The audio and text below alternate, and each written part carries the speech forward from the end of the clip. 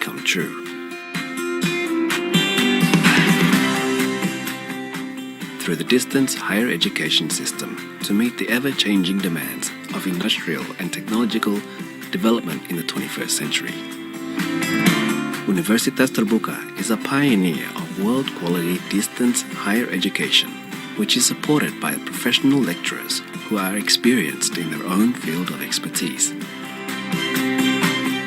Universitas Terbuka has also made numerous innovations to solve current educational challenges by applying a digital learning ecosystem to build capable and quality future leaders. With the long experience of carrying out our mission of providing equal access to higher education for everyone in Indonesia, Universitas Terbuka, or UT, has proven to be a trusted public higher education institution.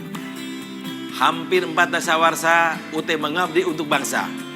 Universitas Terbuka mewujudkan pendidikan tinggi untuk semua. Our graduates have successfully applied their knowledge into their chosen career fields as either professionals or entrepreneurs. As of 2022, UT has a student body of just over 350,000. As a cyber university who teaches and applies the latest technology, Universitas Terbuka has 4 faculties, including the Faculty of Economics, the Faculty of Law, Social and Political Sciences, the Faculty of Science and Technology, and the Faculty of Education and Teacher Training, offering diploma, bachelor's, master's, and doctorate programs. As a successful distance higher education institution, UT has received various awards and achievements.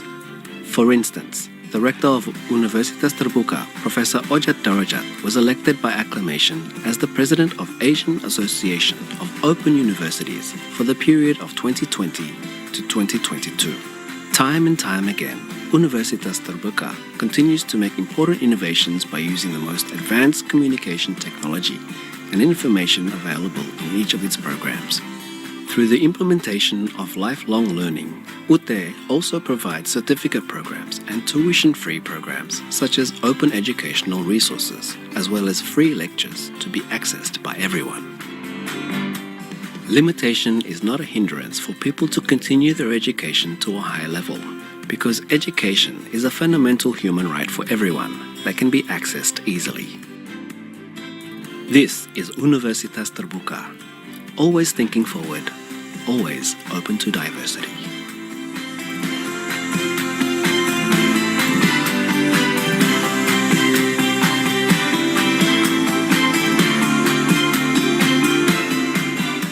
Pendidikan tinggi bagi semua anak negeri. Universitas Terbuka menjangkau yang tidak terjangkau.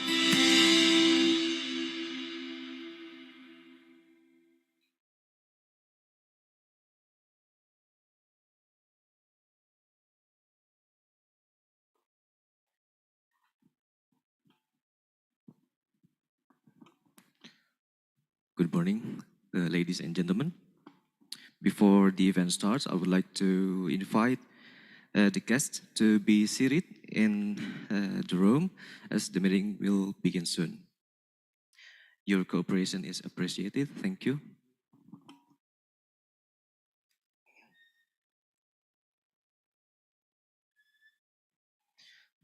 Bismillahirrahmanirrahim. Assalamualaikum warahmatullahi wabarakatuh.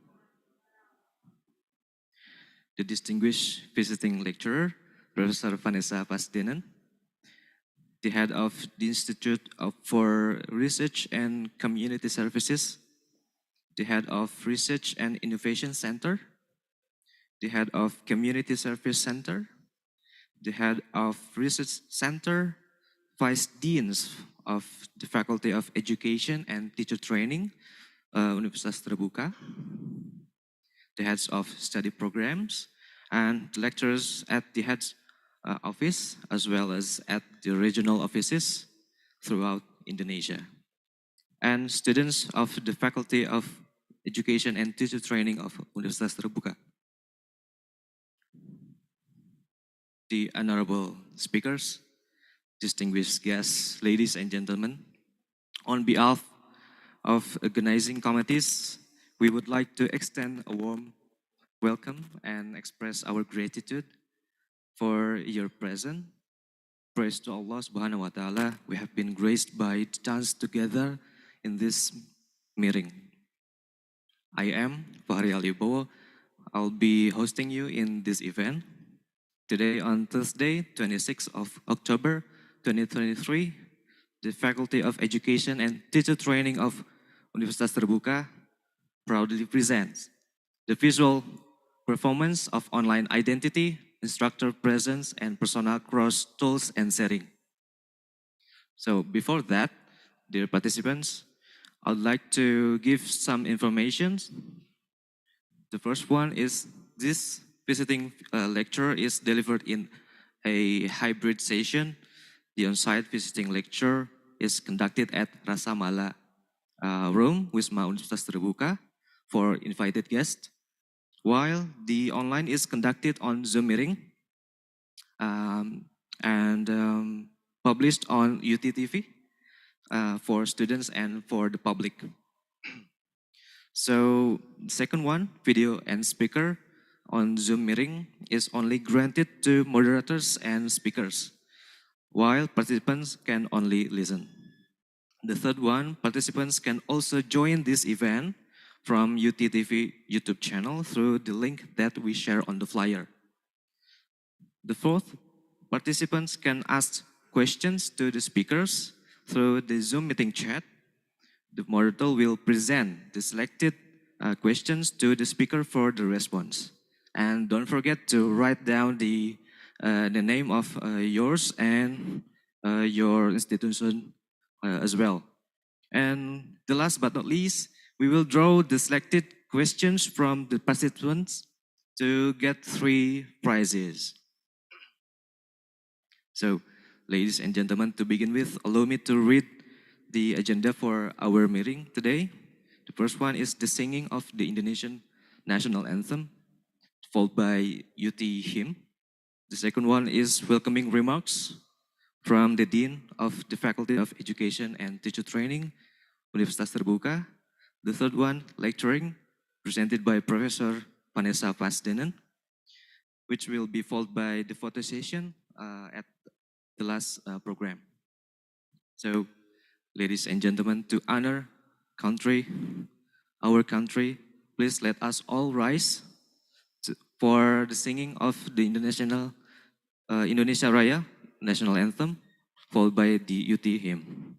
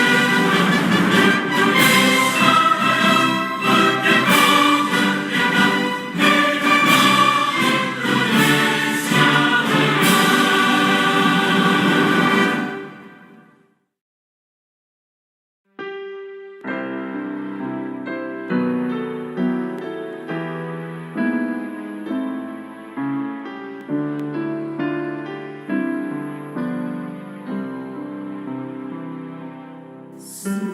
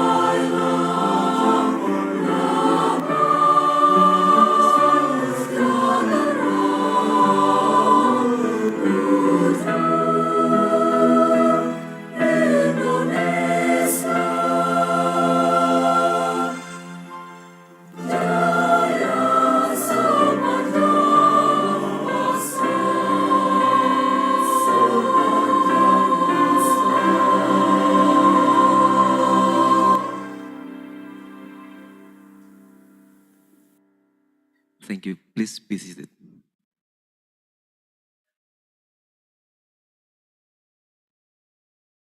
Dear audience, we will start the event by listening to the welcoming remarks by the Dean of the Faculty of Education and Teacher Training Universitas Terbuka, Profesor Dr. Ucu Rahayu MSc. Please proceed to the stage.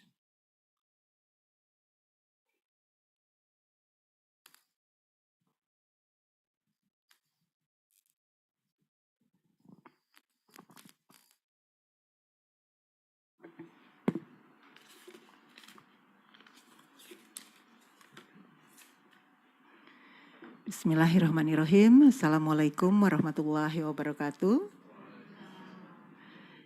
The distinguished visiting lecturer, Professor Vanessa Pasdinen, the head of the Institute for Research and Community Services, the head of Research and Innovation Center, the head of Community Service Center, the head of Research Center, vice deans of the Faculty of Education and Teacher Training, the heads of study programs, the lecturer at the head offices as well as at the regional offices throughout Indonesia, tutors, and students of the Faculty of Education and Teacher Training of Universitas Terbuka. First of all, I'd like to welcome you all to the visiting lecture with the theme, The Visual Performance of Online Identity, Instructor Presence and Persona Across Tools and Setting. My deepest gratitude and a warm welcome is also given to the distinguished visiting lecturer today, Professor Vanessa Pasdinen, who has been willing to get involved in this valuable event to share her expertise and her experiences. Distinguished colleagues and guests, the Faculty of Education and Teacher Training has a mandate from the Indonesian government to improve quality in service teacher through upgrading their qualification.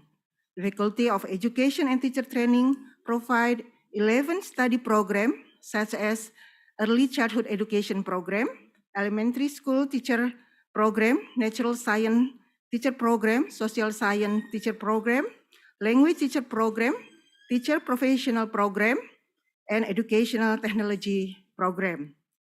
In line with the technology development in education, Universitas Terbuka, including the faculty, has transformed into a modern digital higher education institution.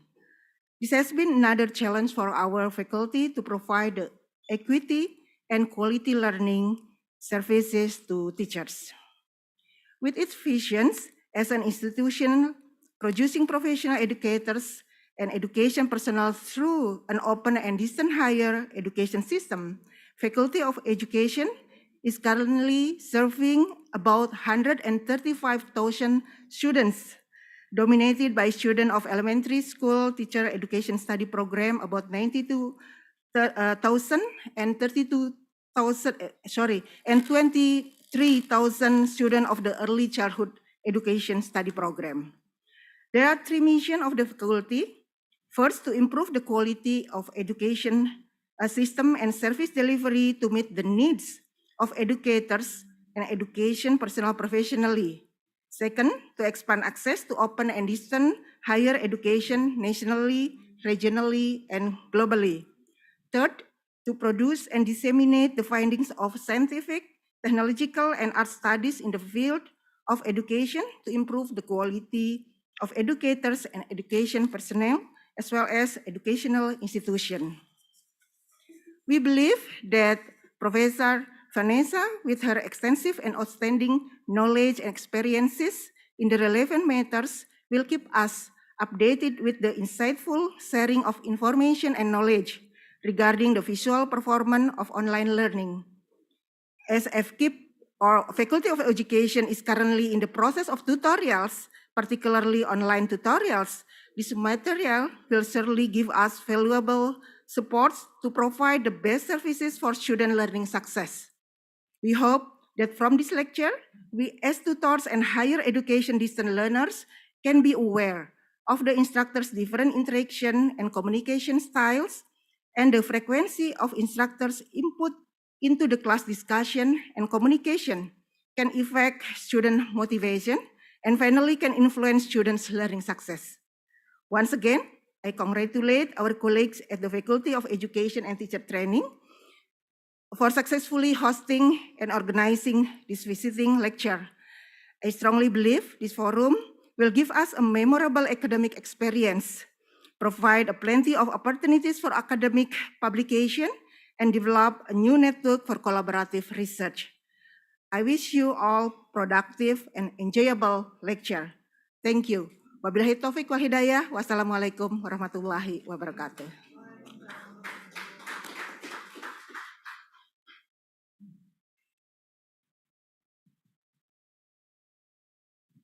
Thank you for Professor Dr. Ucu Rahayu MSc for a very insightful welcoming remarks. Without ado, let us use our valuable time to listen to Professor Vanessa Pasdinen lecturing. So this session will be guided by Fauzi Rahman Kosasi, SSMPD, is currently the head of Partnership and International Affairs Office of Universitas Terbuka, as well as a lecturer at English Education Department of Universitas Terbuka. Mr. Fauzi, time is yours.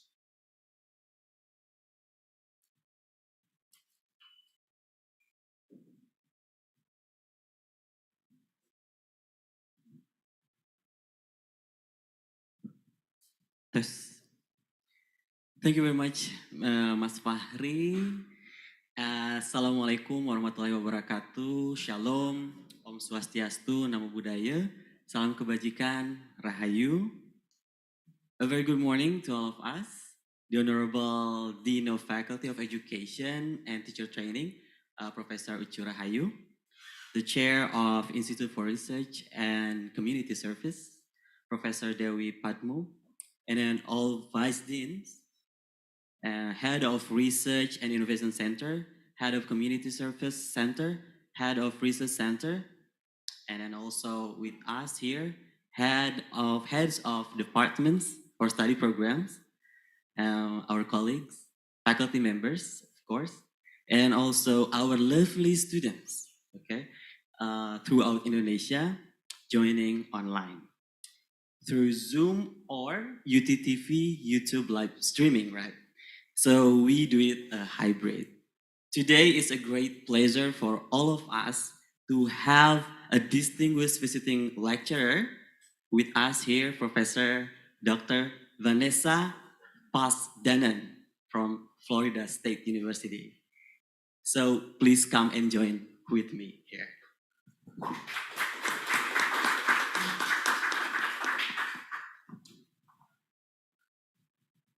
So thank you.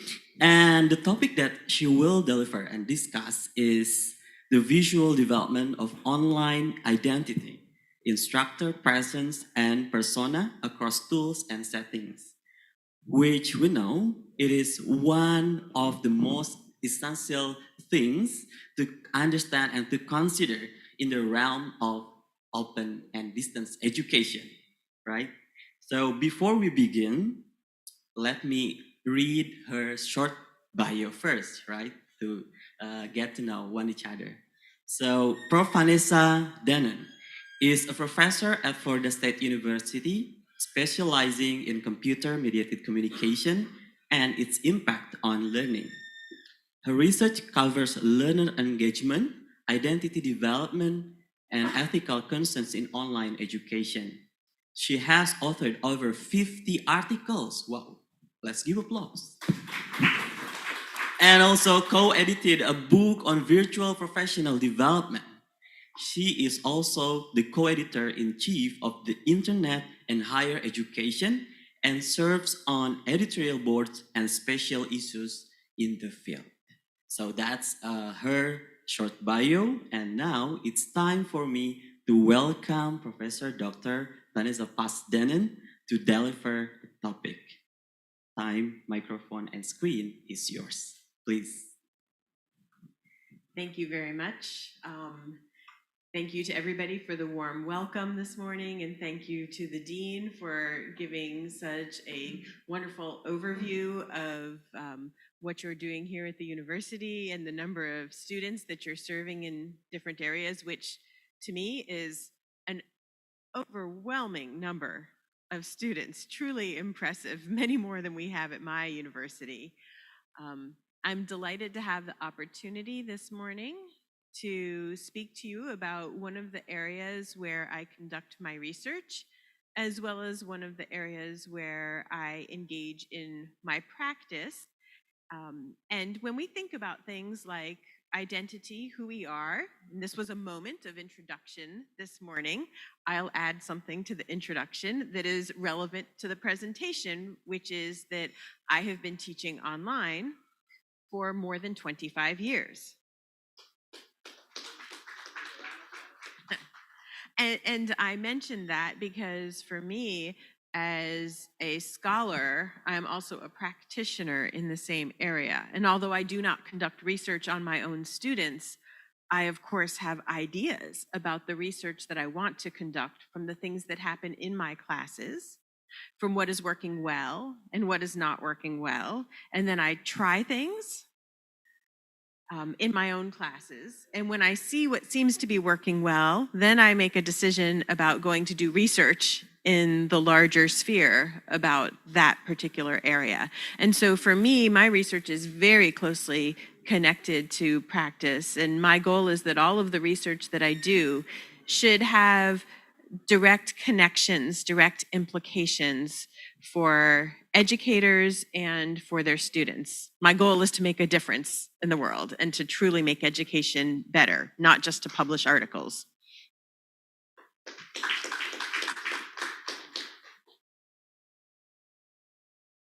So in this occasion, I think if you want to present any topic, the topic is, of course, is clear for us. And then if you have the slide to show, so it's time for you to start.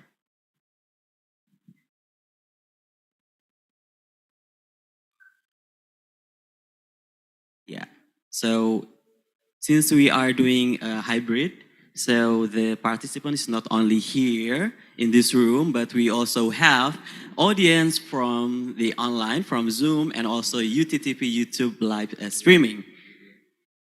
So you can control your slide by using the tool. So please. Okay, thank you. And are the slides on the, oh, there they go. Now I can see them there. Please. Wonderful. Thank you so much. Okay, so as promised, I will share about how we communicate our online identity through the visuals that we choose, and how we establish instructor presence and our persona, our sense of who we are, which is very important to our students, as distributed across different tools and different settings. So I will be talking somewhat about what you do in your class space, but we know that when we teach, and when we teach with and through the internet doesn't begin and end with our classes, but rather the internet stretches on. We are only a Google search away, if you will. So I'll also be talking a little bit about what happens when we think more broadly about our presence online that may be accessible to our students.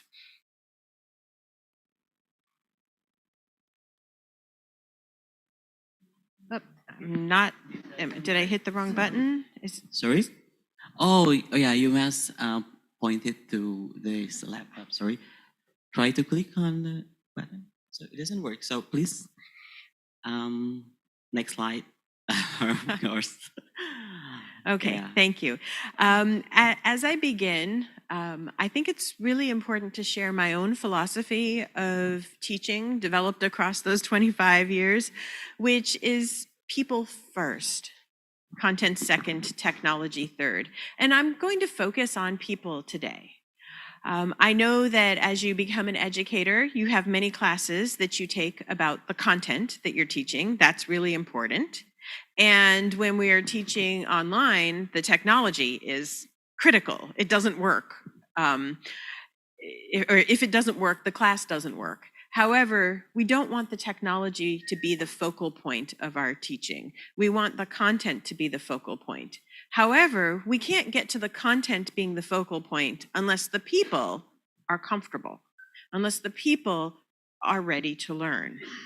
And that's why the people need to come first in so many ways. And today I'll talk about how people come first in terms of identity. Can we have the next slide? So with that, I'm bringing the idea of social presence. And social presence is the sense that somebody else is there. We're not sitting alone in a room. And how many people, I realize I've only got a small portion of the people here in the room here today who are joining us, and I can't see everybody who's online, but how many people here have taken an online class? So you may raise your hand. A student in an online class? Have you been a student in an online class before? Yes? Yes. Okay, please raise your hand. Yes. Okay. Did So you? on Zoom and also YouTube Yeah. live streaming, please raise your hand. Oh, well, and we've all done so many Zooms now. So even if not a class, and if let's say you're on a Zoom, you had that feeling of being alone? Is anybody else there? What if everybody has the cameras turned off? We don't have a good sense of who else is being there. So, social presence is the sense that somebody else is there, and that they're there in a way that is salient or relevant to what we are doing in that moment, and that there's a closeness. You can sense that somebody else is in a room, but if you don't sense the closeness or the proximity in a way that you feel like you could actually interact with them, you have a different relationship to them versus if you are in a situation where you feel really close and you could have any kind of conversation that you wanted with them. We have the next slide. Now, this may look like an accident. Nope, that was there on purpose. I know, it looks like an accident, right? The blank slide, the white slide. The white slide. Yep, the white slide. Yep, I want that. Thank you. I put this slide into this presentation because I want you to have that sense of the absence. Are we waiting for something to happen? Who can we interact with? What would happen here? If you're a student, whose job is it to put something on that slide? Yes, it's the instructor's job. So if you're the student and you see this, how long do you wait? Do you get bored? Do you walk away? We don't know anything about the instructor. The instructor is this blank slide for us until the details start to be filled in. And it's important that we remember that and how people feel when they have the blank slide. And it's not just a slide, it could be anything. When you enter the online class for the first time and you don't know who your instructor is. Okay, next real slide. So we perceive presence by seeing people and hearing people and interacting with people. That's how we build our meaning. Next slide. If we think about learning and assessment and high social presence, things that we're familiar with, so, you and I sitting here, one-on-one meeting, we can have very high social presence. I see your face very well. Yes. Or if we were in a very small class, or we actually have a great setup here today with the hybrid meeting, because I have fairly high social presence with everybody sitting in the room with me today. I can see you, we can look at each other.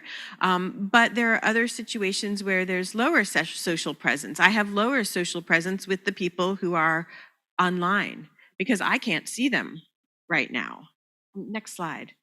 In a learning situation, a correspondence course where you might send your learning materials back and forth by email now, sometimes still by real postal mail. Do you still do that here? We still sometimes do that in the United States for teaching with prisoners who take classes because they cannot have online access.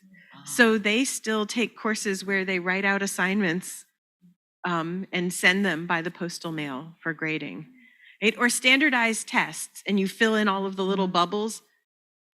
But who looks at the little bubbles? Like a machine? Does a teacher care? Does a human being care? Right? It's very low social presence. So, introductions, starting at the beginning. The beginning of a course and the introductions is such an important time because that's where we start to establish our social presence. It's an opportunity lost on the first day of class if you are not ready to establish social presence with your students. Because once you are 2 weeks into a class or 3 weeks into a class, if you haven't established it, they've decided you're not going to establish it and they're ready to walk away. So I've got some introductions for us to look at. This is very plain. Hi, I'm your instructor. My name is Smith. We know almost nothing. This is probably what we knew when we registered for the course. There's an instructor. Their name is Smith. It said that in the registration guide. Okay. Well, now we have a picture, or do we have a picture? Not really. We should have a picture. I almost feel more of a sense of loss here because I know that I should have a picture and the person didn't put a picture up. We see that on Zoom all the time. And if people have the camera off, you can put a picture up there. Sure. And people would at least have a visual for who they're talking to or not. And then you have all those little black boxes. So let's go to the next one. Okay, well, now we have a drawing, getting close to an avatar. You might start to say, okay, so Smith looks female. Yeah, okay. I'm having a different sense of Smith now. This is good. I like this. Okay, let's go to the next one. Oh, okay. Now I have even more of a sense of who Smith might be. This feels good, right? Let's go to the next one. Oh, it's a real live human being. Doesn't it feel better? So I bring you through this progression just to show you that even if you are not a movie star or a beauty queen, people feel better when they see who you are, when they see who they're interacting with. I know some people feel uncomfortable with seeing their own photograph. Even I saw myself on the video there when it came up at first, and I thought, oh, I hate seeing myself. But I know that people like to see other people, and so that's really important for establishing presence. Now, I mentioned the correspondence course before, the course by mail. This is part of what has driven my interest in this area. When I was a student in high school, a long time ago, I needed to take a course that wasn't offered at my high school. We didn't have the internet back then because I'm old. And I had to write out my assignments on paper and put them in an envelope and a stamp and send them on to my instructor. And then I waited a week and I would get it back in the mail. And I would wonder all the time, who is this guy? Who is grading my work? I had my regular teachers at my high school, and I had this male teacher who I didn't know. I didn't know, like, was he a kind teacher or was he a strict teacher? And I would get back my papers with a red pen and a check mark and a little X and another check mark and a number at the top. It took me 1.5 years to complete that course. I completed it because I absolutely had to in order to graduate from high school. I had to finish the credit.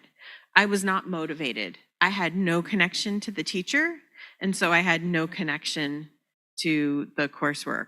And the only communication I had was if I initiated it by mailing something to him, and then he returned it. But he never sent me a piece of mail that said, "Hey, Vanessa, are you going to finish this course?"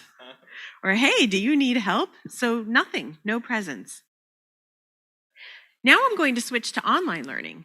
I took a class once, an online class, in an MBA program, and I was told, it was a finance class, and I was told that the instructor was Mr. Finance. Mr. Finance. Mr. Finance, clearly not a real person. I thought maybe it was multiple people who were teaching the course, and they just gave one name to make it work. But even online, as I continued to submit assignments, I felt disconnected from the class and from the instructor because I didn't know. I knew that Mr. Finance wasn't a real name, but he knew my real name.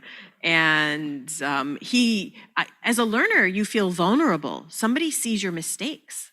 Somebody sees not only what you know, but what you don't know. When you struggle, they see that you struggle.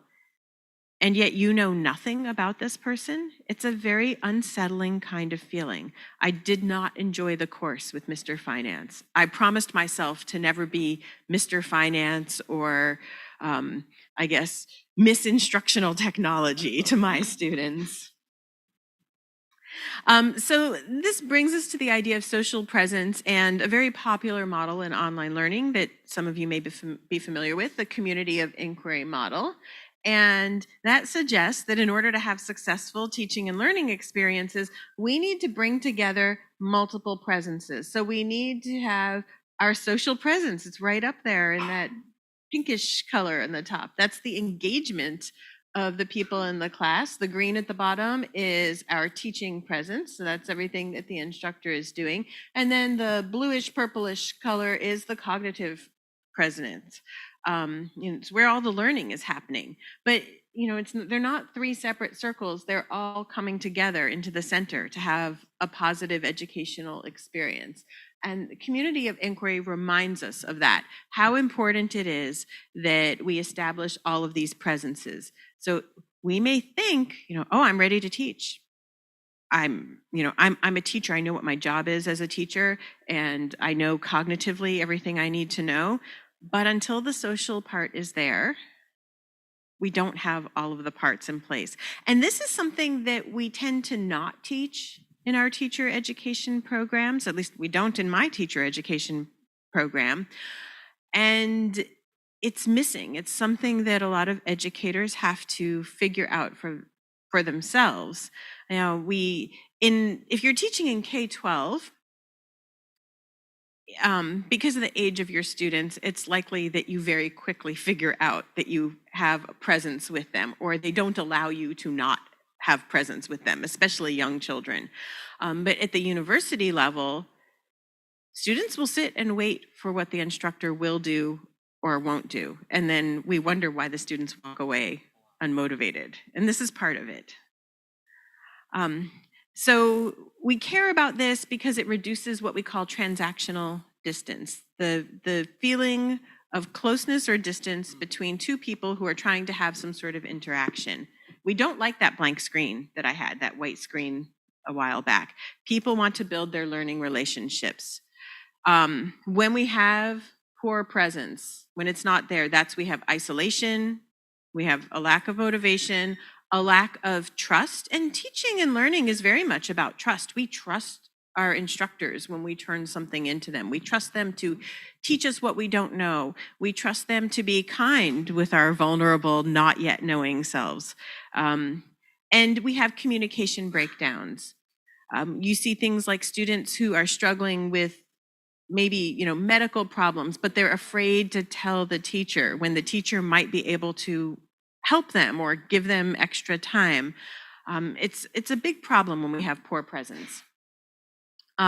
So instructor identity, day one of the class.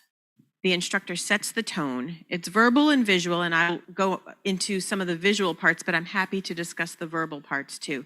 And even if you don't plan what your identity will be and how you're going to establish it, you are establishing it on day one. I remember an instructor who came to the front of the classroom. She taught statistics. She would walk in right when the class started, walked up to the board, and started talking and scribbling on the board. She talked to the board. She never looked at us, not once. And that was her identity, that she is somebody who is not willing to engage with students. She is not willing to answer questions. She knows the material and she's only here to give the material to the class. Somebody else comes in and says, "Hi, I'm happy to meet you today." Instantly, you know that this is somebody you can have a connection with. And the same is true online. In fact, online, especially if it's asynchronous, but we have to plan for what we're going to present to other people. We can be very purposeful and deliberate about it. So you might think, like, what are my adjectives? What do I want my students to think about me? Am I strict or am I accessible? Am I friendly? And what does that look like? There are many ways that we can communicate this. We can look at the profile images. I think personally that the human being photo at the end looks like the most accessible person. And the one where they didn't even change the default image at all looks like the least accessible person. Now, what are you going to choose? I grabbed random profile photos that I had online. Now, this is for personal things, right? But you do have to choose. Now, I don't know about having the silly deer face on there or the weird baby doll, which I think is very funny. Now, my students might think I'm very funny if I put the weird baby doll picture up. Some of them might really wonder about me. But you have a choice of photos. There are many ways of representing who we are. Think carefully about the one that you're going to share with your class. You have profile spaces in your learning management system. The one I use is called Canvas. And when I go talk to faculty around my campus, I am amazed at how many of them have never taken the time to fill out their profile. It takes 5 minutes. Only 5 minutes? It takes 5 minutes. Right. Upload a photo. Put your title in there. If you want to give extra contact information, I don't give my personal phone number, so I don't put extra contact information in there. A biography. I give them a different biography here than the one that shows up on the official university website because I think different things are relevant. So here I'm telling them how long I've taught at the university, what kinds of topics I teach. I think they're more interested in that than they are about how many publications I might have or journals that I edit. And then I give them links to other profiles, other websites that I have. So I'm inviting them to go learn more if they want to learn more. I'm accessible. I'm trying to tell you who I am. But it took 5 minutes to put this together. And yet many faculty don't put that together. And this is the place in the class where students go. From research that one of my doctoral students and I have done, it shows that this is one of the first places that the students will go to look for information about their instructor. They will also look you up online. So if they go to my website, they will find this. So they will get more information about me. And there are some visuals there. I chose them thinking about, what do I find attractive in a visual, and what do I want people to see about me? That's the photo right now is the same photo that has been officially used by the university for me. So I want people to know that they've gotten to the right person and the correct site. I love the outdoors, and I'm full of hope and looking upward. And so these are visuals that convey some of who I am. Emoji. Do you use emoji or not use emoji? There's actually a lot of research on it, which is pretty fascinating. Some people say it's not professional, but we do it in our everyday lives to communicate all the time. And sometimes, right, you type words to people, and then you put the smile at the end to let them know it's softer. It's okay, right? Or I'm joking. Emoji are a great way to communicate online. And although I would never put it in an academic paper or official report, maybe communicating with students, it's okay. Not too many, not too informal, but a few of them well selected. The templates that you use, choosing a visual design for your class and maintaining that visual design throughout the class is very important to students. It lets them, if the students are taking multiple classes, now they always know they're in your class when they see that particular visual, that color scheme, the slide template. But even if you look at some of the slide templates that are here, you can see that the very stark black and white one has one feeling to it, and the purple one with the swirls in it has a very different feeling. What's the feeling that you want to convey to your class? Because you're going to trigger those emotions with the visuals. The students will start to associate that with you. I like the purple with the swirls. I would be happy for people to think of me as purple with swirls. And I'd be happy for them to think of my class that way. The very bound edges with the black and white feels very strict and cold to me, and not what I would want to communicate to my class. So again, colors. What is your color palette? How does that communicate about you? And I've been, admiring some of the colors that I see all of you wearing, like the blue, green, teals today. Very, very warm colors for me. I like seeing those. Okay. And we have to remember that identity doesn't just live in our classroom. So we go out of the classroom and we're human beings and our students are human beings. And there's this phenomenon that's called context collapse. It's exactly what it sounds like. When we have different contexts of our lives and they collapse together. Have you gone to the grocery store with your family and seen your students there? And you think, ooh, I'm not sure how I feel about that. That's context collapse. Because you know them in the school context, and now you see them in the everyday life context. And online, people see your everyday life context if it's available to them online. And it can be uncomfortable for some people. So you have to think very deliberately about what you share about yourself online or what other people share about you online. For instructors and for students, and then this is something we definitely need to teach to our pre-service teachers and our in-service teachers, even the ones who are with elementary and early childhood education. Those students won't be looking up their teachers online, but you know who will? The parents. When I learned who my daughter's teachers would be this year, you know what I did, right? I went to Google and I tried to first I tried to look them up on the school website. Guess what? The school website didn't give me any information about them. It had a place for a profile photo, not even a photo. All I had was a last name. Are they male or female? Are they old or young? Do they look kind? Nothing. So I start searching to see what I can find out about them online. So we go to Google and we see what we can find about somebody's identity. I learned that one of my daughter's teachers is a runner. because there were race scores and statistics that were available online for him. That was a piece of information. I thought that that was useful. I learned that another teacher has 2 children because that information was available. Students look up their instructors, particularly when their instructors do not give them profile information. That's where they will go next if they are curious. So if you want to know what your students see, Google yourself. Google your name and the university, Google your name and the city that you live in. These are searches that students will do. Look on your social media. See what the images that you share publicly say about yourself, and consider that carefully before you post things too. Like now here, I've got, these are images of me at a conference last week with my doctoral students. So I'm happy to show the world.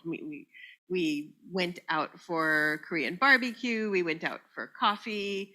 That's a coffee date with my husband, some lovely scenery that I like. Okay, I thought that truck with the poop emoji on the back of it was really funny, so I took that picture one day. But hopefully if you see these things, you see that I like nature, I have a sense of humor, I drink a lot of coffee, and I have students who I like. I'm okay with communicating these things to the world. There are other parts of my life I won't share. The same thing on Facebook, and here's information. You can see that I've traveled. That shot is from Thailand, actually.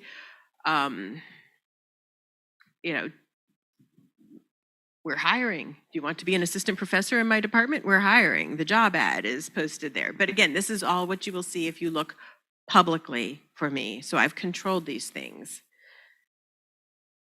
Remember, though, that there are things that are shared with you that you don't necessarily want to share with the world. So this is a news story. This is a photograph that a news reporter took. We had a hurricane and several, there were a lot of damages in my area. And in my house, 3 trees fell down on my house, and we didn't have power for a week. Wow. 3 hours.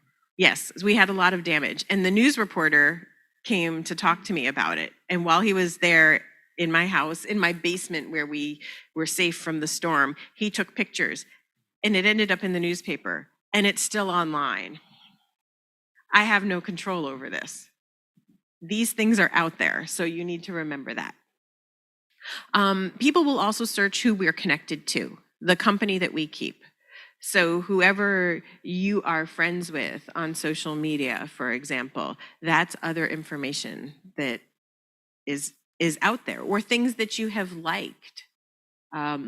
I saw, did I understand the news correctly this morning? You all have an election that's about to happen, and somebody new, I have no idea who this is, somebody new is running as of today. I thought I saw that on the news. I tried to translate it. Things like that. And do you follow politicians or like politicians? I'm assuming here it's the same as it is in the US. I'm not comfortable having people at work or people at school know which ones I like. That's personal information. Be careful with that kind of information, because people will make judgments about you based on these things. And this information often exists online. So, remember that your visual identity, it's complicated. There are the parts that you can control in your class, and when you express some of that to your students, they may be satisfied and not search more for you. If you don't, then they're probably going to go and search more for you and see what they can find online. And in the larger online world, you can try to control for it as much as possible by being selective about what you make available to people publicly, what you keep private. It's never really private online, though, is it? Yeah, I think. Friends could grab a screenshot, people on your private list, and share things. So we're never really private. Your visual identity is important, and you can be creative with it. You can make themes for your classes. It always reminds students that they're in your class and who they're studying with, and it communicates that sense of ongoing social presence. But I think this is a very important area for us to take a moment as instructors and consider who we want to be. It's hardest when you first start to deliberately determine and communicate your social presence with students, and after that, it just carries over from each class to the next. It becomes easy. So as I wrap this up, I mean, I've been talking about what we might do as instructors, but I wanted to share a little bit from some very recent research that I have been doing with one of my doctoral students. And we've been studying undergraduate students and asking them what they want from an instructor, what type of social presence they value. Now, earlier studies we did showed that students, at least US students, will very much Google professors, look them up on social media. They don't want to connect to us. They just want to see us. They don't want that uncomfortable context collapse, but they want to know about us. They are curious about who teaches them. In this most recent study with the large survey of undergraduate students, the students said they wanted somebody who felt like a real person to them, which was not a surprising finding, that they would look at those profiles. It's the first place they go. They will read the introductions that you share, and what do they want to know in those introductions? And they don't want all of the details of your life. They want you to be personal, but not too personal. So anybody who thinks, "Ooh, I'm not comfortable with this," that's okay. Figure out what you are okay with sharing, and you can share these small details that make you a real person. Like maybe you're okay with sharing that you have a dog or a cat or you run, but you don't have to tell them all of your private details. So just a small little piece. They want to both see and hear you. It's not enough to just write an introduction, but they want to see your picture. Even better if you do a brief video, and it doesn't have to be a big production. You have a phone, right? They're okay with just holding your phone up and saying, "Hi, I'm your professor. This is my name." They can hear your voice. They can see your face, imperfect as it is. Somebody said to me, "Oh, but I would have to record it 100 times to get it right." And I said, no. If you walked into a class face to face, would you walk in 100 times until you got it right that day? Or would you just, you forget about it because it's not recorded? It's the same. Your students are not going to watch the video and sit there and be like, what did they do, right? You watch it back and you think, "Oh, my hair is out of place," or "Why am I leaning to the side in the video?" Students don't. They're thinking, "Oh, that's the person who's teaching me." And that's what is important to them. They prefer photographs that are professional photographs. So you don't need to be too personal. They don't want to see other people. We asked all of these questions. They don't want to see other people. They don't want the big selfie. Just use your professional profile photo. That's okay. They like to see your pets. Pets somehow are a great connection point for people. So be a person, but don't be a private, personal person. But be real. That's the big message that I want to share today.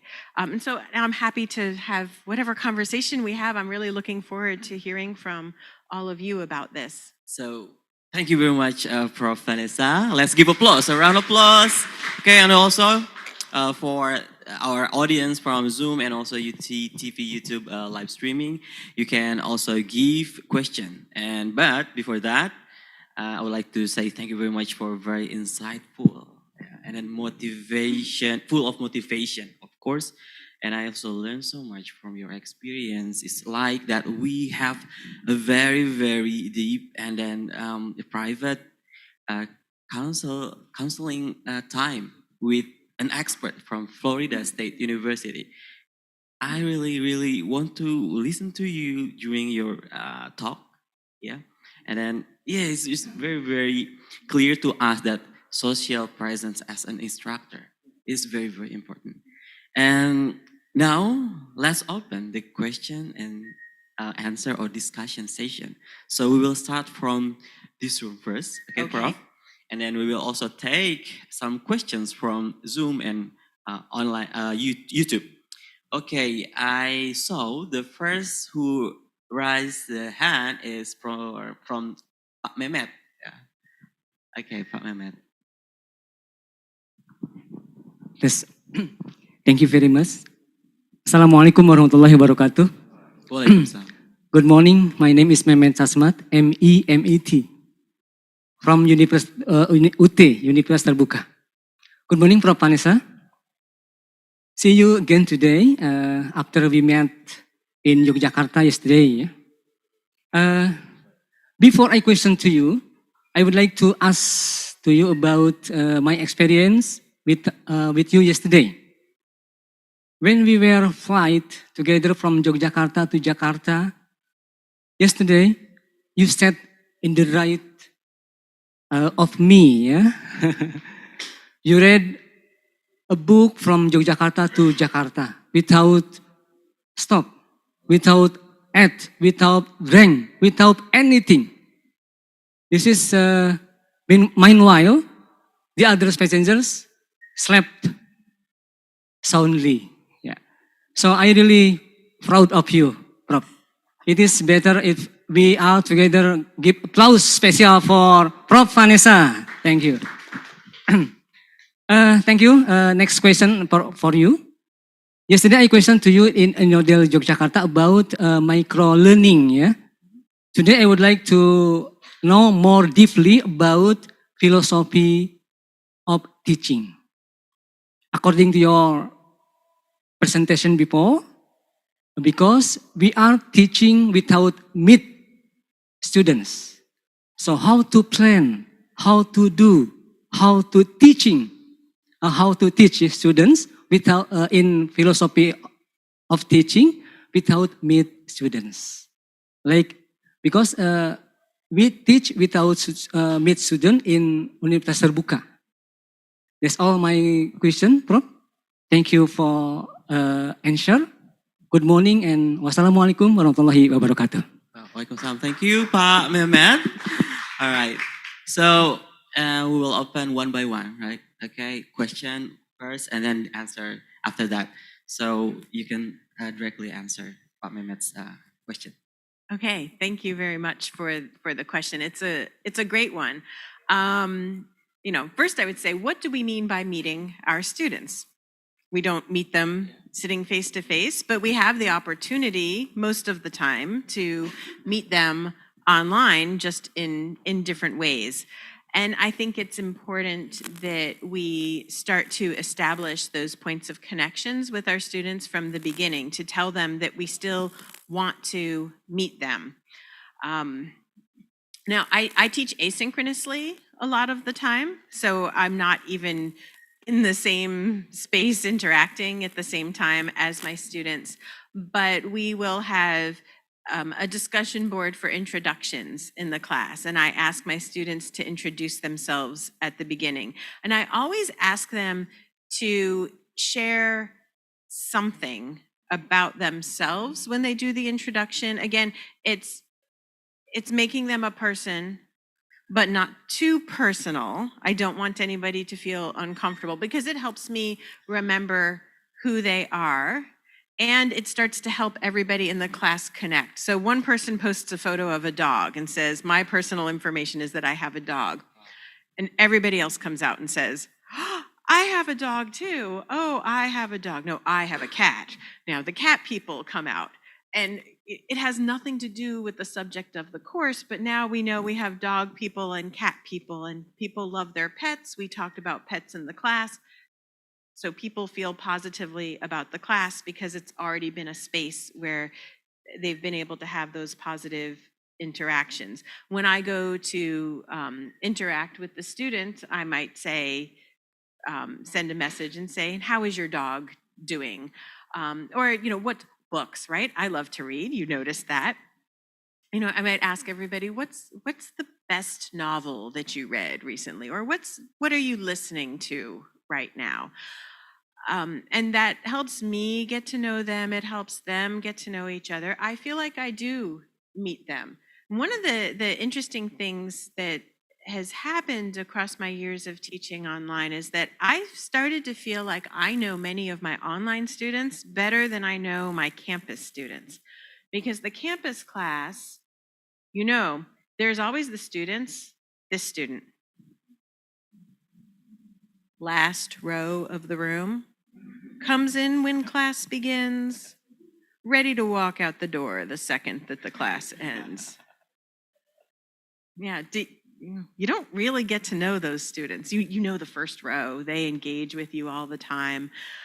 So I don't know that we get that close to all of the ones on campus, but we find alternative ways to meet and connect with the online students. Even teaching asynchronously, sometimes I will offer an optional Zoom session for the class, and I tell them, no agenda, optional, you don't have to come, but if you want to come and hang out, I only schedule them for about 15 minutes, maybe half an hour. I don't want it to be a very long session, but just if you want to come see everybody else, do that.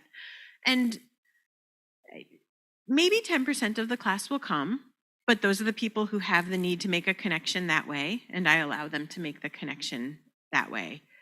But just providing those opportunities to see the people, I think, are the important parts. And it doesn't come built into the content, but it doesn't take very much for us to offer that opportunity either. So I think it's already answered your question, Pak Mehmet. Yeah. All right, so next question. Okay. I'm sorry, the orange scarf at the back. Your name, please. I'm sorry, I'm not wearing my glasses. Thank you very much. Good morning, Professor Vanessa.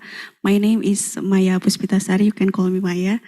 I have two questions regarding to the first one about probably the culture. You mentioned before that you prefer not to share your personal phone number, but here I think in Indonesian context, we prefer to share our personal phone numbers. And then my own experience, I have a WhatsApp group with my students. But then regarding to the culture as well, that I think Indonesian people tend to hide or keep their problem, for example, with the lecturer. If the students have problem, or for example, that they have bad experience with the teachers, they tend to hide it or keep it. So in your own experience, how can you make the students open up with their thought, their mind about what we lack of or what can we improve later on so we can improve our teaching as well? That's the first question, because I am related to the first question as well, because we prefer to share our personal phone number. Sometimes students, if we want to know about our identity among the students, we will have the Get Contact application, so we can see what the students give our names. For example, mean teacher or anything that, and we can know our identity from that Get Contact application. So how can we make our students open up with us? So rather than keep the secret from us. And the second question's about, I think you mentioned about the instructor presence, but I want to ask about the students' presence, because in my study program, we have 12 sessions and added with 3 virtual meetings with the students. And in every session, we have one forum discussion where we can share our thought with our students. But you mentioned that we need to put people first, technology the third. But how can I sure that sometimes I'm not sure whether I'm talking with students or technology, because when I read the answers from the discussion, I think I read some experts, not their own opinion. So how can I want to ask about how can I make them to share their own experience, their own opinion, rather than looking up to the Googles and or use AI technology to answer the question from the forum. Thank you very much. Well, thank you, Ibu Maria. Maya Maria, Ibu Maya. So please give the answer. Okay, so I think we've got a lot of questions in there, and first I'll tell you about the phone part. Some U.S. instructors will share their phone number. I think I don't do it because when I first started teaching, which was really before mobile phones were a big thing, and I was home on a Friday night. It was about 10 p.m. and my phone rang, my landline phone rang, and I answered it. And so it was a student. And he asked me out on a date. It was really weird and uncomfortable. And I had no idea how he got my phone number. I hadn't given it out. And ever since then, I thought, I don't want to just give my phone number to people. Some of them will search for it anyway. I do give my doctoral students my phone number and they can send me messages, but I choose carefully about that and tell people to look to email, or we don't use WhatsApp, but we use Slack a lot of the time, and we use Microsoft Teams, and so people can message me in that way. But this is my little way of avoiding the context collapse, because I need a personal life. You need a personal life. So like on the weekend on my phone, I just close out those apps and I hide them.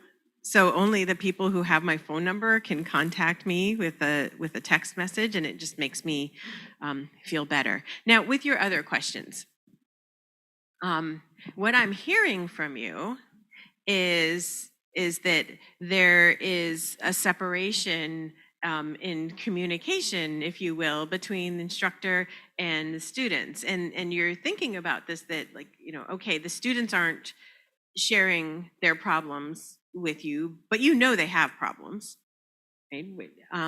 And the students aren't sharing with you the ways to improve the class or things that could be made better in the class, but that nothing is perfect. We always can improve. I am continuously trying to figure out how to improve. And so that says, well, then we have a point where we need communication. We need to open the communication between the student and the instructor. I would say that starts with what I've talked about in the presentation, and saying, I want to know these things. I want to be an approachable instructor. So I'm going to set myself up and introduce myself to the class in that way. But now, I think this goes back to the first question, and how do we meet the students? I make sure that I have the time to meet the students, and I do it in a way where it doesn't take a lot of my time, but hopefully the message that the students got was that I care to know about you. I also set up a survey for my students to complete during the first week of every class. So I have a whole getting started, introduce yourself to the class, but that's public. And so they're only going to say things they want their classmates to see. But then I have the survey, and in the survey, I'll usually ask, how familiar are you with, and I'll list concepts from the class. Then I'll ask questions like, how are you doing as a human being? Are there any things that are happening in your life that may affect your ability to perform in this class that you feel I should know about? Please tell me here. These might be things like major life events or medical conditions or family issues. I will keep your information confidential. And many of them put nothing there, but thank me for asking, or say something like, I'm so surprised. A professor's never asked me this before. But the ones who have problems start to tell me, oh, I think I need surgery around the middle of the semester, and I'm very worried about falling behind. And then I respond to those surveys and I say, okay, you're having surgery. When the time comes, remind me, and we'll talk about making sure that you don't fall behind. I want to help you be successful in the class. And spending time on those activities in the first week of the class really establishes that comfortable connection between me and the students. Then I use something, when I get further into the class, I send check-in emails to the students. And I might do that around the halfway point of the class. It depends on what's happening in a class. I send a personal email to every student. That may sound like a lot of work, but it's actually not a lot of work. I write the email once, so it's like a generic email, and then I just go in, I put the TV on, put a show on that I can watch and multitask a little bit with, and then I just start clicking down the list of the students. Hello, whatever your name is, and then I dump in the rest of the email. I personalize a few of them because maybe I actually emailed with that student recently. But in this email, I'll say, I'm writing to check in to see how you're doing and how the class is going for you. Don't feel singled out. I'm writing to everybody in the class today. From my perspective, here's how class is going. I think this went very well. I'm pleased with the level of conversation in the class. I would like to see more of this from the students. I'm wondering what everybody thought about this assignment. And then I say, please write back. And if everything is going okay, you can just write back and say, I'm okay. But if there's more you need to tell me, consider this the start of that conversation. And I may ask them specific questions like, let me know if you are pleased with your performance in the class right now. If there's anything that I could change that would help support your performance in the class right now. I may ask them how they're doing as a human being, because these last few years have been difficult ones, haven't they? And sometimes people need to be seen as human beings and need to tell you that they're having surgery or somebody lost a job and it's a difficult time. That's when I learn what I could do better in the class, and that's when I learn which of my students need extra help. It's very powerful. It doesn't really take that much time. I can email about 60 students in under an hour. I write up that email and then I'm just sending the emails out. And when they come in, the ones that are okay, I just click the reaction button in my email with a thumbs up and I'm done. There are a few I have to write back to and say more, but I'm happy to have the conversation then at the end of the term when I know something, it becomes a bigger problem then. So those continuous points of communication are, and you have to initiate it because they from their years of schooling think the teacher doesn't want to know. It's not okay for me to tell the teacher that I have problems. It's not okay for me to tell the teacher that something could be better in this class. So you have to tell them, I would like to hear what I could do better. I would like to hear what your experience is. And hopefully they will tell you. Because if you've established yourself as an accessible person at the start of the term, they're ready to hear that. I can even feel like as I'm talking to you today, this is how I am with students. I'm smiling and I'm happy, but hold on. Are there any other questions? You see how different that is? It changes everything. You have to figure out how to be this online. Well, yeah, thank you, Prof. Vanessa. So I do really want to be one of your students. Yeah. Thank you. You're so friendly, open, and your social presence, yeah, it's very real. Yeah, it's so real. So before we go back to this room for our next questions, let's see our audience from Zoom and also UT TV, YouTube live streaming.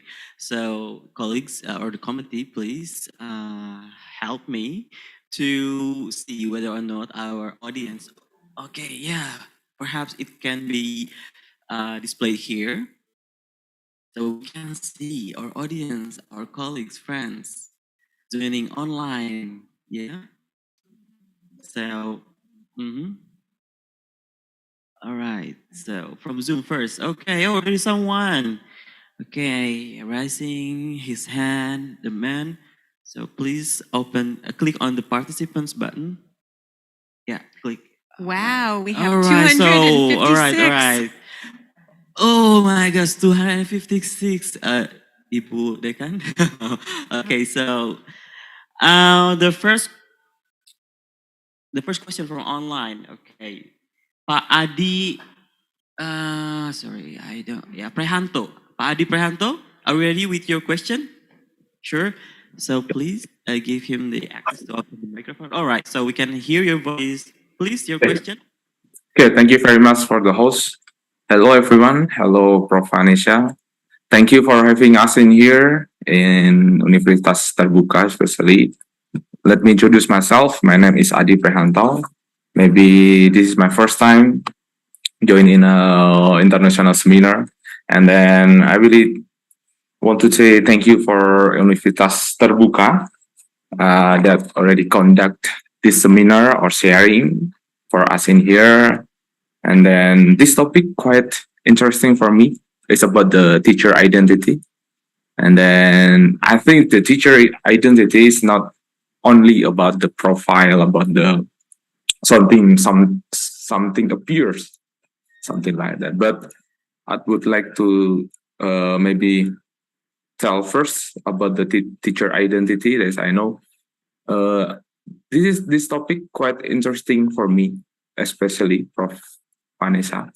You know that teacher identity maybe will be become the powerful things for in teaching, especially because in your presentation before you try to present some picture that you rules as the superwoman and then something funny there and so on with a lot of images, something like that. I think that become the part of teacher identity. I think I would like to ask some question for you, Professor Vanessa. The first is about the research in teacher identity. Is it related to maybe the culture and then the way our education background and then our economic aspect and then about our anything? Because as I know that the teacher identity is related to something what we have behind. It's not only something like our general our education background, something like that, and culture. That maybe it's improve our identity, something like that. And then the next question is about okay, how we can improve our teacher identity, something like that. I would like to say I would like to share my experience. In the first graduate, I didn't have the education background. Literally, my first degree is in English literature, and then master degree I took about the education. What do you think about that? Did it influence the teacher identity or something like that? Thank you very much, the host and Professor Vanessa. Yeah, well, thank you very much, Pak Adi. Okay, now let's answer this question. Right. Thank you for that question. And I think there's a clear connection between the two questions there, which really like, what is our identity? It's kind of the everything of who we are. So who we are culturally, who we are in terms of socioeconomic status. These are all things that we communicate about ourselves, not necessarily intentionally. If you think about the instructors that you've had in face-to-face settings throughout your lives, it's always good to go back to that example because that's what's so familiar to all of us. 7th grade French teacher wore the same pants every day. We were convinced that the man had one pair of pants that he wore every day. I remember this all these years later. Like these small details, and these are what the things that we associate with people. You can try to control for these things by thinking about very intentionally about your identity and all of the markers of your identity and what you communicate. Now, in that second question, what I'm hearing is like, what if my credentials don't sound like the official credentials that I should have? And this is something that I think everybody, when they're first starting to teach, worries about. Am I official enough? I don't have as much experience as the people who have been doing this for a long time. And I think forgive yourself. Remember that everybody has to start somewhere, and that your interest and your dedication and your enthusiasm for what you are teaching, your dedication to your students, connecting back to the prior question, your willingness to learn what is going well in your class and what is not going well will take you very far as an educator. So if you establish your identity in that way, again, I will tell you there's a big difference between the, hi, I'm your instructor. I have the highest degree anybody could have, and I've been teaching this for 50 years, and I know everything. Okay, let me teach. And you see the difference between that from, hi, this is my first time teaching this class. I'm a little nervous, but I'm really excited, and I want to learn alongside all of you. I'm going to share everything I know, but I know that you'll ask some questions about things I don't know yet, and we'll investigate this together. I think it's going to be a really great educational journey. I don't know. I'd rather have the person who has less of a credential, but who's there warmly with me and who wants to learn, than the person who just, like, I know everything. Fine. I'll teach you today. Because teaching is about that relationship. Learning is about being vulnerable and not knowing everything and having somebody help you on that journey. And we have to remember, it's not about knowing everything and being a total expert yourself. Well, yeah, thank you very much. So, gesture also, and then tone also, okay, is also essential for us as an instructor to show to our students, right? Mm-hmm. Yeah, actually, an interesting thing for me at my university, and this has been throughout my career, even from when I started, was in the U.S. there are very big gendered issues, and so coming out as a young woman, starting to teach and teaching graduate students who in many cases were older than me, there were decisions to be made, and I have always just gone and said, we're all adults here. My name is Vanessa. I have a PhD. I know I have a PhD. I mean, you can call me Dr. Vanessa if that makes you more comfortable, but I'm okay with you calling me by my first name, because to me, it's about, we're humans and we treat each other with respect in all of our interactions. It's not about calling me doctor. And people said to me, well, really? You're going to do that? As a young woman, the students are going to take advantage of you, the students, and they didn't. And I built a wonderful relationship with my students over the years. And I know young women who came in and say, my name is Dr. Denon. You will call me Dr. Denon. And like put this distance between themselves to, as new instructors, to establish their expertise and their power in the class. And as it turns out, that worked against them as instructors most of the time, that power differential. And I've never had any issues with power or respect from students in my classroom, despite not requiring the very formal parts of it. Sure. And yeah, that way, your students also will resonate what you show to them, right? Mm-hmm. So let's take another question. Yes. Prof. Vanessa. From online, because from offline too, and then from online, let's see. Is there someone who's ready with the question? Yeah. Oh, I think I know this man. Everyone here, yeah? Yeah, Prof. Udan. So, are you ready with your question? Yes, Pak Fauzi. Yeah, please. Okay, thank you, Pak Fauzi. Hi, Prof. Denin. My name is Udan Kusmawan. You can call me Udan for short. I'm working at Faculty of Education from Chemistry Education Department. But daily I have class in elementary education also, and in graduate program for education, for teacher education. It's really important presentation from you today, Prof. Denin, especially regarding high social presence with trying to giving respect with personal things. Okay. And if I'm not mistaken, earlier you seems to suggest that what is it? Facial visibility or even physical appearance is really important. It really helpful for us to achieving high social vision in learning context, right? But in some culture, I'm trying to represent a woman who wearing hijab, for example. That's really rooted in belief. I think, yeah. For these people, showing face is really not comfortable. Okay, because yeah, really deeply rooted in belief, I think. Okay.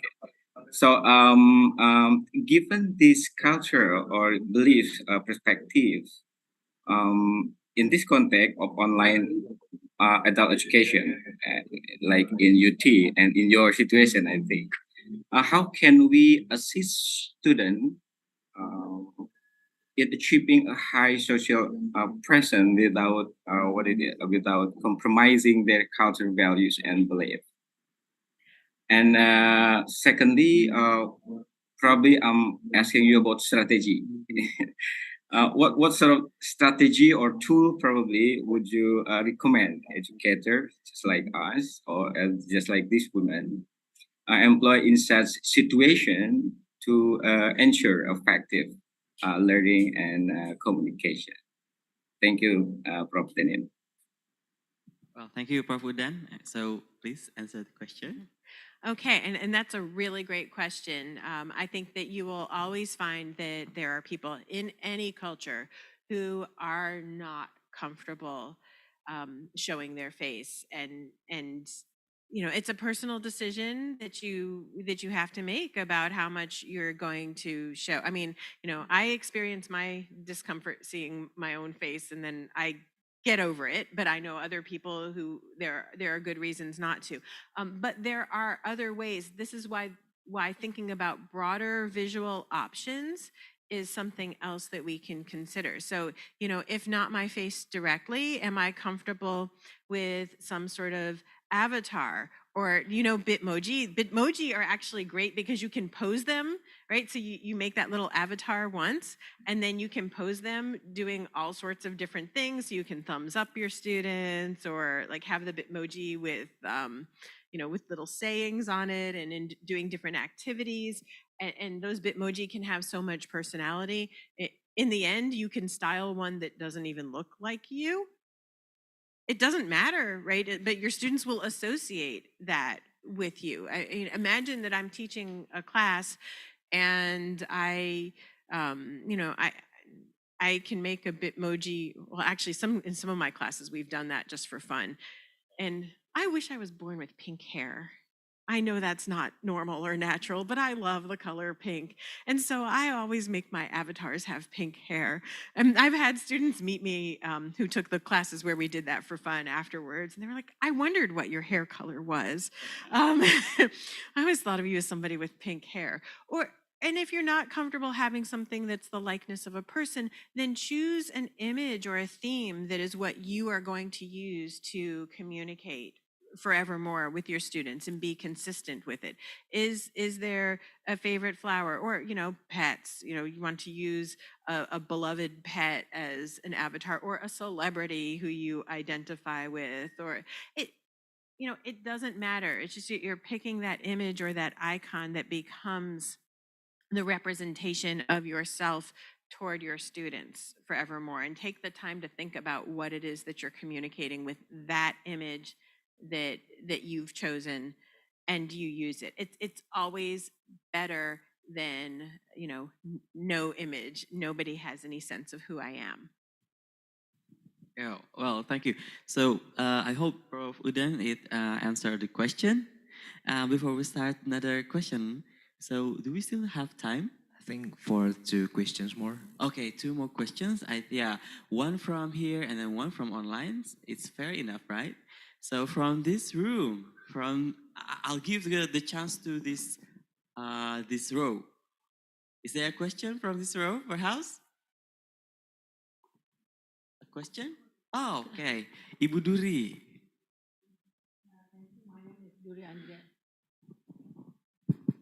My name is Duri Andriani. I come from Educational Economics under Bu Ucu. I just wondering how many students you have in total for one semester, because I have more than 100 students in one semester, and I cannot imagine if I have to be more closely with my students other than now.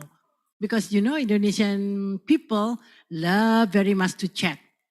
So I'm afraid if I ask them to tell me what is your problem, they will tell me all of the problem.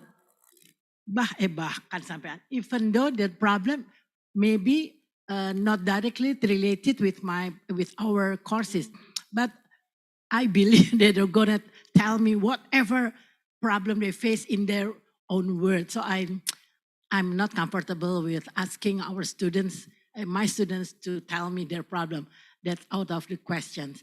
That's why I don't give I'm forbid my students to be friends with me in my social media. You can be my friend after you graduate from this course, but not before. That's the strict rule that I've have with my students. And the second one, you are so nice.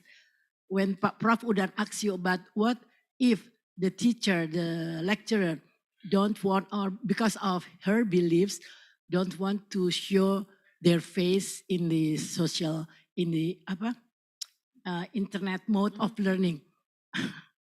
I'm sorry if it's religion insensitive, but I think if you want to be a teacher, if you want to be a lecturer, once you decide to be a lecturer, once you decide to be a teacher, you are you are accountable to show your face to your students, whether it's in face-to-face or via Zoom or whatever means available in the world. That's only my point of view. But I want to ask you this question. UT, the policy of UT for our tutorial, online tutorial, is before 3 weeks, we have 8 weeks duration, online tutorial duration. The tutor has to show themselves at least in the first 3 weeks before. If they cannot make it in 3 weeks, then the dean, the study program, the head of study program will replace the tutor. Iya nggak sih? 3 minggu kan? Yeah. But so within 3 weeks, I as a tutor have to say hi to the students. What do you think about the time, the ample time that UT give me, the tutors, to say hi to our students? 3 weeks. Because I'm agree with you that actually the introduction has to be done as early as possible. Is it important if this is the first day of tutorial period, duration for the 8 week, this is the first day and I'll show myself in the front of camera or anything, anything possible in the first day. But I myself usually show myself after 4 or 5 days. So, yeah, I'm sorry, but that's the truth. Thank you. Thank you, Buduri. So please. Okay, so the number of students I have in a term will range. When I'm teaching a full load, I may have as many as 90 students at one time who I actively have in classes, and then I'll have some others that I do supervisions. So I'm not sure I would use the word closeness. And this is the interesting part, okay? With all of this, I want to be approachable, but not close. And I don't connect to people on social media. No, just like I don't give my cell phone number out, except to the doctoral students who I'm traveling to conference with, they're doing research with, because then it becomes important. And even then I tell them, and you don't call. You may text, but you don't call. So it's funny. People will say to me, "Oh, you're a very open and public person." Let me tell you, I am not.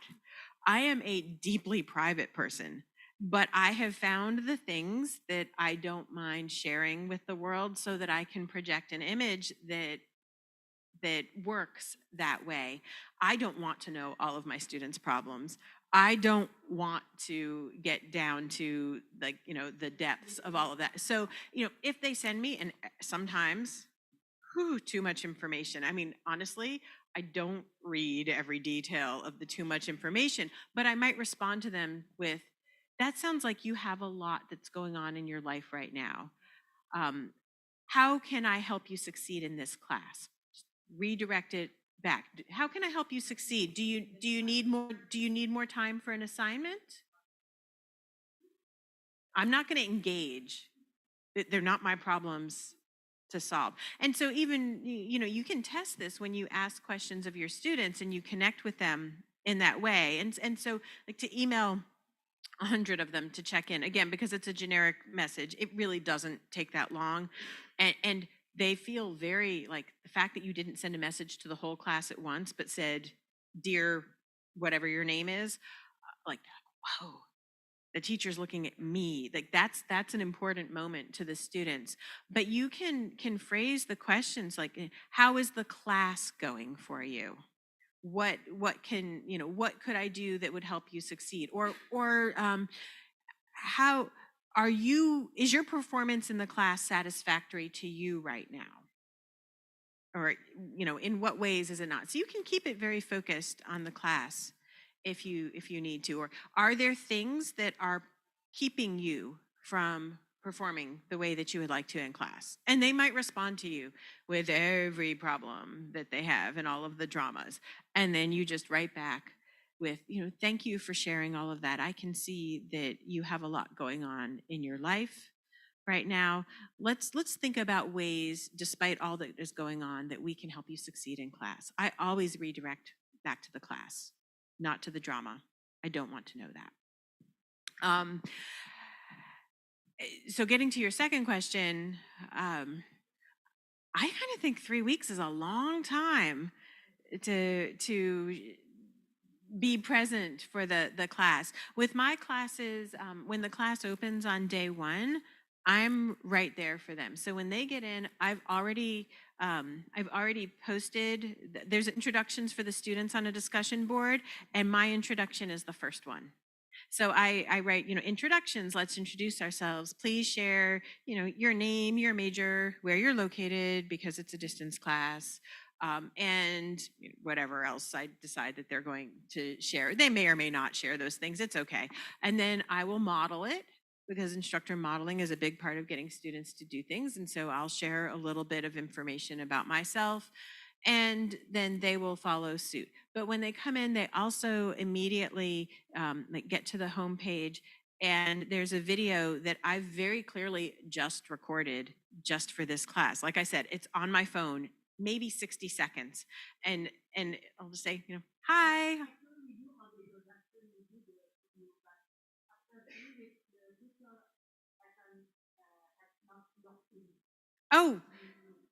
Oh goodness, I'm there all the time. I have to be in my class almost daily, especially at the beginning of the class. In fact, I feel like the first week, the second week, those are the most critical weeks. This week, so this is week 9 of my term right now, and ours go for 15 weeks. And my students know right now that I'm here. And I said, you know what? I'm going to Indonesia. My days are going to be opposite of yours, and I have no idea what my internet connectivity is going to look like. So maybe I'll be here, maybe not. And they're all like, yeah, cool, no problem. But week 1, week 2, I was there. So I might wait until like 5 students have posted in the discussion, and then I'll go and drop 1 post in. And then I'll wait until another 5 have shown up, and I'll post maybe 2 more. And that tells them, oh, she's here and she's watching. And when I do that, then that motivates them to participate more, because it's not just for the grade at the end, but they might get into a little bit of a conversation with me. They know that I'm watching everything unfolding and that I care about that. Now, I'm not going to, I don't want to go into the first person who responds and respond to them, and then the second person and respond to them, because you know what the third person thinks? Yeah, I'm going to respond to them. And like, you can't do that. That's not sustainable. So you have to figure out, if you think about behaviorism, right? And you do some sort of variable rewards type of thing. You think about your posting to the students as a variable scheduled reward. They never know when you're going to show up, but you do show up. And that, I find, raises the level of interaction in the class overall. Well, yeah, thank you very much. So, beside your physical appearance, so your knowledge appearance, and then your social appearance in your class is very, very important, right? Your feedback and your trigger is also very, very important. Thank you very much, Prof. Vanessa. And we still have one last question to take. So let us give the opportunity for this last question. Let's see the YouTube. Okay, our audience from YouTube. How are you? The last question is on the screen, sir. Oh, it's already on the screen. All right. So this question is from Heru Hermawan. So this is the last question. Okay, are there similarities in the ways of learning and teaching between USA and Indonesia? Oh, that's a good question. And I've been learning a little bit about Indonesia this week. I'm not sure that I'm qualified to authoritatively answer that question. But you know, what I will say is that as I've had the opportunity throughout my career to travel to many different countries and see their education systems, as well as the opportunity to work with people who are early childhood educators and all the way up through working with graduate school and professional development learning. One thing that I've found is, despite differences in age, differences in culture and background, at the end of the day, I mean, people are people. We have more in common with each other than is different. And people and the things that they want and need are driving forces that sit underneath any sort of formal institutional or structural educational system that we may set up for ourselves. People want to feel seen and connected. People want to be motivated. They feel vulnerable when they learn. They want to feel like they're in a situation where they're going to be able to succeed, and they're going to have all of the supports that are necessary for success. And I think those are really global things for us to keep in mind as educators. Well, yeah, thank you. Yeah, and then this is another motivation, another suggestion for us, another insight for us. So since that was the last question, so we are very sorry for our audience that we cannot take all of the questions due to the limitation of the time. So we still have time to talk and discuss. But yeah, that was the last question for our visiting lecture event. Thank you very much, Prof. Vanessa Pasdenen, for a very insightful and your sharing from your own experience and also your knowledge. Let's give a round of applause to Prof. Vanessa. And with that, I will hand over the session to the host.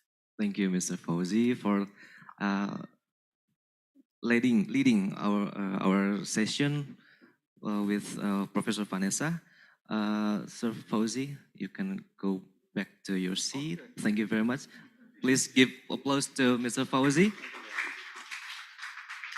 Professor Vanessa, please remain to stay on your seat for the next agenda. Once again, I would like to say thank you and for tremendous appreciation to Professor Vanessa Pasdenen, who has given a presentation related to the visual performance on online identity, instructor presence, and personnel across tools and settings. Now we will give a token of appreciation to Professor Vanessa by the Dean of the Faculty of Education and Teacher Training, Universitas Terbuka, Professor Vanessa and Professor Ucu Rahayu, please do come forward. And photographers, you may have taken your position to take photos.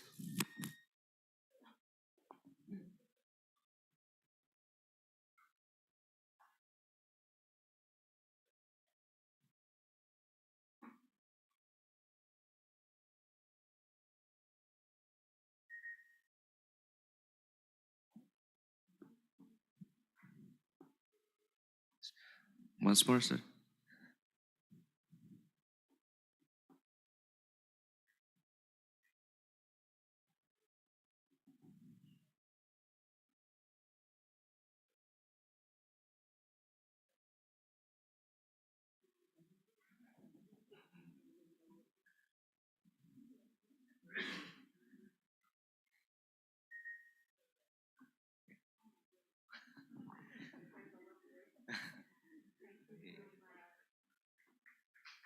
Give applause to Professor Vanessa and Professor Uchu.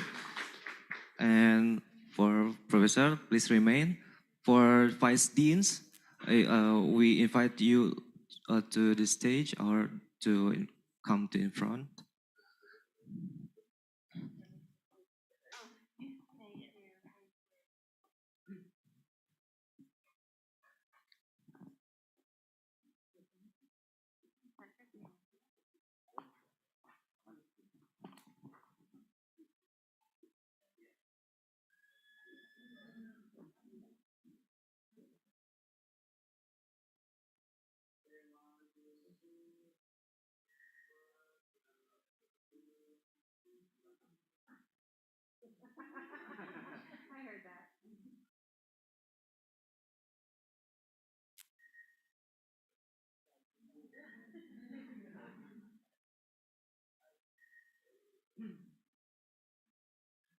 Okay, with all due respect, please remain in front. We will take photo session with the audience. Please turn around, please. Yeah. Photographer, you can take photo from the in front. Mr. Daniel.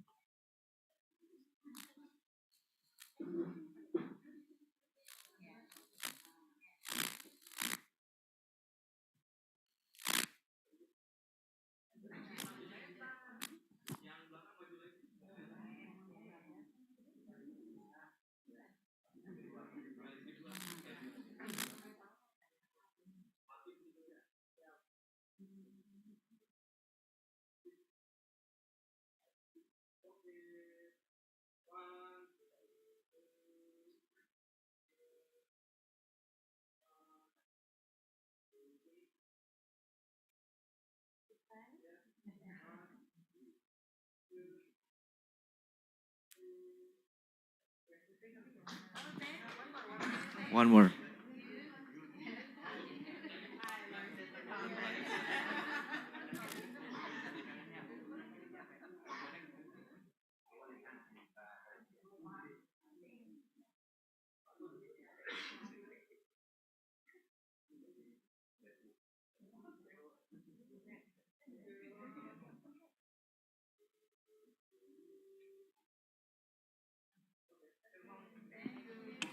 Thank you very much, the audience, and for the participant on Zoom meeting, please turn on your camera. We will do a screenshot.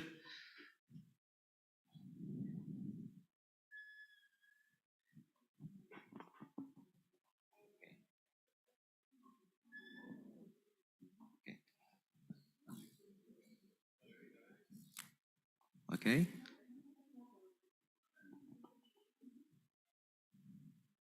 Okay.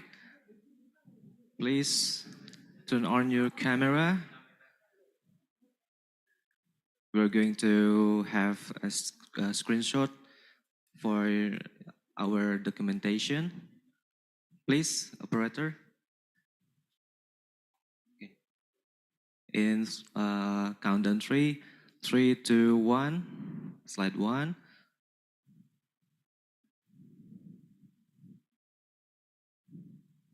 Slide 2, 3, 2, 1. Okay. Slide 3, 3, 2, 1.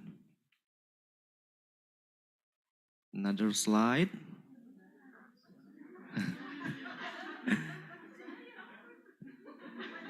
Okay, I think that's all for the screenshot from Zoom meeting. Okay, thank you for your help, operator. Okay, before we end this forum, we will draw the selected questions. So from the participant to get 3 prizes. The organizer, please display a wheel of names. So the total participant to ask are 6 participants, okay? So in 3, 2, 1, please play the button.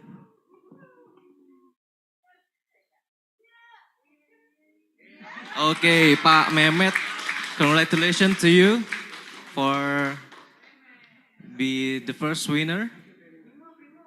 Okay. The next one, please play the button.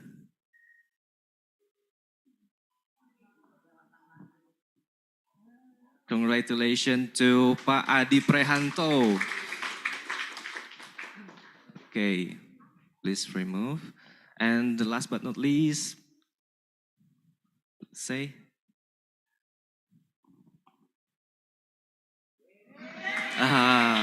Congratulations to Ibu Duri for having a prize to almost Bu Duri. Okay, remove. Thank you, operator. Congratulations to 3 participants to get 3 prizes from the committee. And don't forget, for all participants, please fill out the online feedback form no later than 60 minutes after the event is over.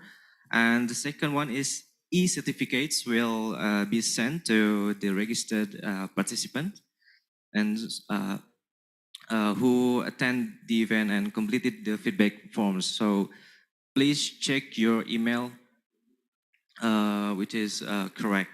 And the last is participant can download the speaker's presentation material through a link that provided by the committee.